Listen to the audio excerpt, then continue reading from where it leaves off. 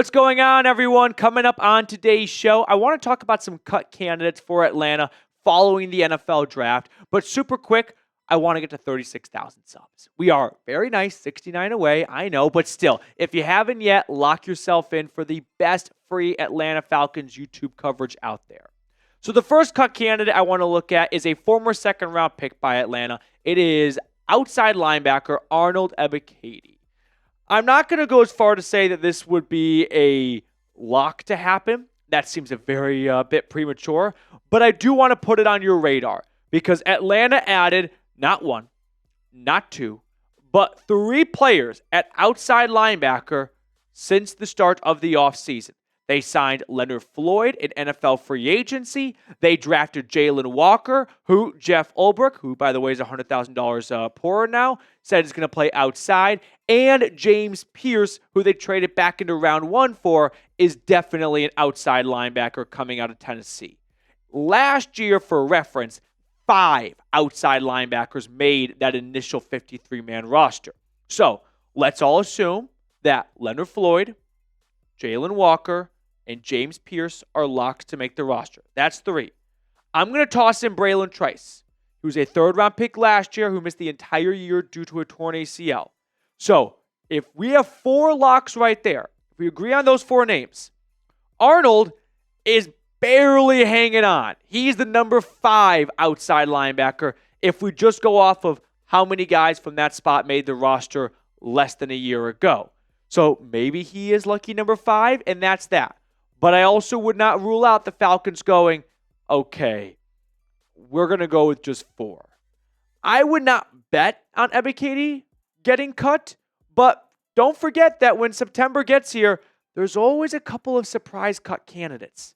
And maybe with the additions of James Pearce and Jalon Walker, the Falcons feel like we've given Ebiketie 3 seasons. He's never developed into a full-time starter for us. We want to give that roster spot to someone else at a different spot. And we've got 3 young players who we recently drafted in Braylon Trice, Jalon Walker, and James Pearce Jr. So, unfortunately, he's the odd man out. The only way I feel like Ebiketie become an absolute lock to make it is if they move Walker to like inside linebacker halfway through training camp. Maybe they feel like, all right, we maybe got ahead of ourselves a little bit. Let's keep him at inside, but we'll treat him like Caden Ellis with a bunch of blitz packages. And on third down, we can kick him outside.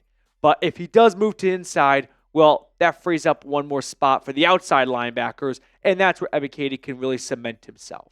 Floyd, I feel like, has kind of gone under the radar as a signing, so let's just remember that Atlanta signed former top 10 pick by the Chicago Bears out of UGA, Leonard Floyd, who has been very consistent the last 4 years despite hopping around a little bit. He was great for who? Raheem Morris in LA back in 2021 when they won the Super Bowl, putting up 9.5 sacks. And then since then, 9 sacks, 10.5 sacks, 8.5 sacks.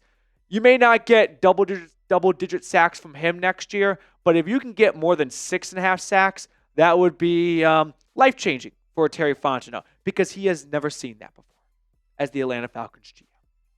Okay, so Arnold, I think, is a little bit on the hot seat right now with 2 players at his position getting drafted and a free agent signing and a third-round pick from last year making more or less his debut this year given how early he tore his ACL a season ago. So between the top 3 dogs on this pass rush, who do you think is going to get the most sacks? I'm going to go with the veteran, Leonard Floyd. Walker may have a little bit of an adjustment period playing outside at the next level, given he did not do that a ton last year in Athens. Pearce, I think, is going to also have a little bit of an adjustment period as well, going from a speed-dominant player to a speed and power-dominant player, because you got to have both, I think, to be successful. So give me the guy who's done it year after year at a high level in Leonard Floyd. So that's the first cut candidate I want to throw at you. Let's talk about another veteran player who could be on the hot seat, and that is cornerback Dee Alford. Initially, the Falcons were not primed to bring him back, right? They did not place a tender on him. They let him test the open market. Ultimately, they decided to re-sign their starting nickel from a year ago. Now, at the time being, I'm going to put Clark Phillips in at the starting nickel position, but I think this is going to alternate frequently. I think we're going to have a threesome. Clark Phillips, Dee Alford, and Billy Bowman all competing for the nickel position. Usually cost you way more than a nickel for a threesome, but I think those three guys are going to be somewhat close to even Stevens. Like, Billy Bowman's going to be at the back of the pack. He's a rookie. He's a 4th-round pick. He's making the switch from safety to nickel.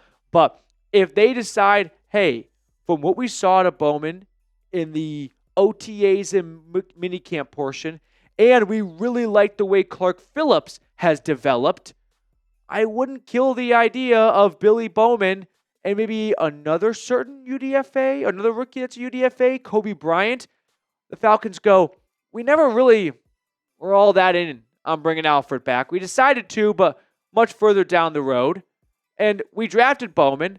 We signed arguably one of, if not the best undrafted free agents in the entire 2025 class.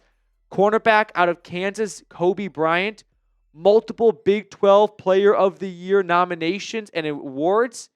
So if he moves inside and you've got 2 rookies competing with Clark Phillips, Dee Alford might be the odd man out. They may decide, from what we saw last year and what we're seeing in camp right now, we're just ready to hand the reins over to a younger player who may have a longer career here, rather than just try and wash and rinse and repeat what we got out of our below average nickel play a season ago. So Dee Alford with 2 guys coming in at his spot, that definitely puts a little bit of pressure on him for his job security. We're going to look at my 3rd and final cut candidate in just a brief moment. But if you want to get a Jalon Walker jersey or even a James Pearce jersey, go to chatsports.com/ATL rookies. I put this link in the comments and description of today's video. So if you want to add to your Falcons wardrobe with a brand new jersey so you can stop wearing your Matt Ryan or Julio Jones jersey, get hopefully the new face of the Falcons defense in one of these 2 guys at chatsports.com/ATL rookies. This link is in the comments and description of today's video. You guys are going to rage quit this video when I show you this next name. I put Kirk Cousins on there. Here we go. I'm walking in. I feel like Jon Snow right now. I put Kirk Cousins on there. And I put him on there at the end for a few reasons. One, of the 3, I think it's probably least likely to happen. 2, I included him because it doesn't seem like there is going to be a clear-cut, obvious trade destination for him. And the Falcons have expressed some level of interest in moving him. Raheem Morris said if it's good for Kirk and it's good for us, we'd explore that opportunity. So initially, Atlanta was like, Kirk's our backup. Then they kind of changed their tune a little bit to, well, if it's a good deal for us, we're open to it. We're like, well, we knew this all along. Why are you pretending like you wouldn't want to trade him? You have Michael Penix. It doesn't make sense. But I include Kirk Cousins because if the Pittsburgh Steelers sign Aaron Rodgers, there's not a very clear and obvious open quarterback vacancy out there.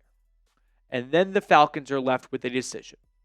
Are we going to stand by our word, which is we're comfortable with keeping Kirk as our backup? And that's not, I think, the worst thing in the world if Kirk is comfortable with being the backup. But if the season rolls around and Kirk is having a little bit of a temper tantrum, and he's been a good sport about it. He showed up to voluntary practices, so we don't have great reason to believe he will have a little bit of a hissy fit. But if the coaching staff is recognizing early on in training camp, hey, he's not really bought in on being a backup. You know, we're going to these quarterback meetings, and we want a backup who's there to help Michael Penix get ready. And Kirk is there to help himself get ready. I don't think it's a good fit. The Falcons may decide, we're just going to let you go. Which sounds crazy because they picked up his 5th year. Sorry, they held on to him after the 5th day of the new league year, took on a $10 million roster bonus as well. But we saw the Texans tell Deshaun Watson, and not apples to apples scenarios, but we saw the Texans tell Deshaun Watson, just stay away. And that's not what's going on here because Deshaun requested a trade, and Kirk has not formally requested a trade, but he also met with Arthur Blank for an hour to say I want to start. So that sounds like a long way to say I would like to be traded. And if the Falcons don't want a hostage on their roster and there is no trade partner, I wouldn't be shocked if they tell Kirk, here are your options. Either, soldier up and be a good backup and put a, smile on your face and accept this new role. That's option one, which I think Atlanta would not be opposed to, but they need Kirk to be complicit in that, right? They need him to buy in on being a backup, not pouting because he's no longer a starter. That's option one. It requires a little bit of give and take on both sides. Option two, someone gets injured in training camp and Atlanta quickly trades him away. Option three, they tell Kirk, we want you to be a backup. You clearly aren't interested in being a backup. So stay at home. We're going to pay you. We're going to pay you to sit on your couch. And we're going to hope that someone gets injured. And if that injury pops up, stay ready and we'll trade you to that team. Option four, the Falcons decide we're going to move on altogether. We're just going to rip the Band-Aid off and we're going to bite the bullet and we're just going to cut our losses. We overplayed our hand a little bit. We tried to get a trade done. We ultimately didn't get a trade offer in, or Kirk wouldn't waive his no trade clause, whatever it comes down to. But we're not going to hold on to someone who doesn't want to be here. And that, of course, is a contingent on Kirk not wanting to be there. And I can't say for sure if he doesn't want to be there. But I can say that when you meet with the owner to go play for another team, to me it signals you don't want to be there. All right. If you have not yet, click that subscribe button. Hop aboard. We're going to keep you guys informed and entertained for the rest of the offseason on the Dirty Birds. And if you have also not yet, shout out your city for me in the chat because I love the end of the video crew. So this is a great way for me to see, who watches all the way to the end and our new subscribers, where people are tuning in from.